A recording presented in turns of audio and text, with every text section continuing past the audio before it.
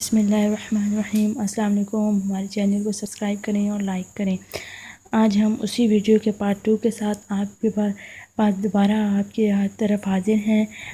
جب حضرت ابراہیم علیہ السلام کے گھر اسماعیل علیہ السلام پیدا ہوئے اور اللہ کے فرشتے نے ان کو سفر پر جانے کا حکم دیا، صحرا میں جس جگہ پر اسماعیل علیہ السلام نے بھوک پیاس کی وجہ سے رو کر ایڑیاں رگڑی، وہیں اللہ نے زمزم کا چشمہ نکالا۔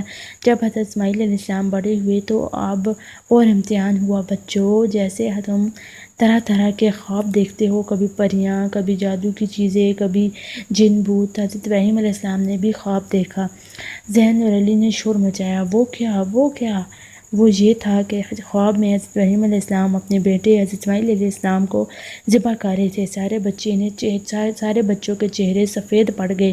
باپ نے بیٹے کو یہ خواب سنایا تو معلوم ہے کہ بچوں، حضرت اسماعیل علیہ السلام ذرا بھی نہ ڈرے اور کہا، ابا جان، میں ڈرتا نہیں، اللہ کے حکم کو پورا کریں، میں ذبح ہونے کو تیار ہوں۔ آپ دونوں ایک میدان میں گئے۔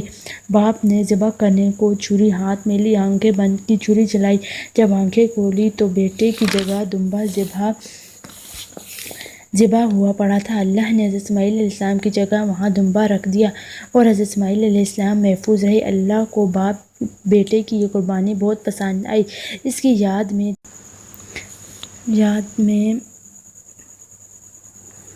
سب قربانی کرتے ہیں اور اس بات پر غور کرتے ہیں کہ اللہ کی محبت میں قربان ہونے والے کو اللہ بہت پسند کرتا ہے۔ بس بچوں، آج سے یہ جانوروں کا مقابلہ، اس کے گائے، اس کی بکری ختم کرو۔ اپنی بڑائی دکھانے کے لیے جانور ذبح نہیں کیے جاتے، نہ اس بات کو کھیل تماشا بنانا چاہیے۔ اللہ ہر ایک کی نیت کو دیکھتا ہے۔ اللہ کے دوست حضرت ابراہیم علیہ السلام نے ٹھیک اس جگہ جہاں مواقع ٹھہرے ایک گھر خانہ کعبہ بنایا، جس کو اللہ نے اپنا گھر قرار دیا۔ حج اور عمرہ کرنے والے اس کا طواف کرتے ہیں۔ ہر وقت ہزاروں لوگ اس کے گرد چکر کاٹ کر عبادت کرتے ہیں۔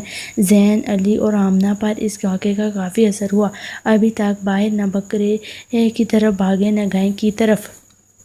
وہ تو اس واقعے کو سن کر خاصے بدل گئے۔ سچی اور اچھی باتوں کا اثر اچھے بچوں کو اور بھی اچھا بنا دیتا ہے۔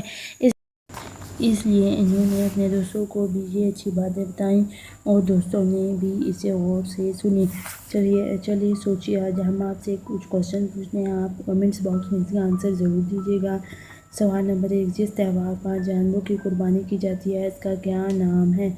گائے، بھیڑ، بکری دیکھ کر بچے کیا کیا کرتے ہیں؟ سوال نمبر 3، جانوروں کی قربانی کس واقعے کی یاد دلاتی ہے؟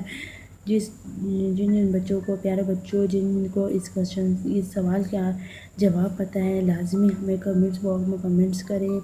اگر آپ کو نہیں پتہ تو ہم سے رابطہ کریں، انشاءاللہ ہم آپ کو ضرور بتائیں گے۔ واقعہ سننے کے لیے جزاک اللہ۔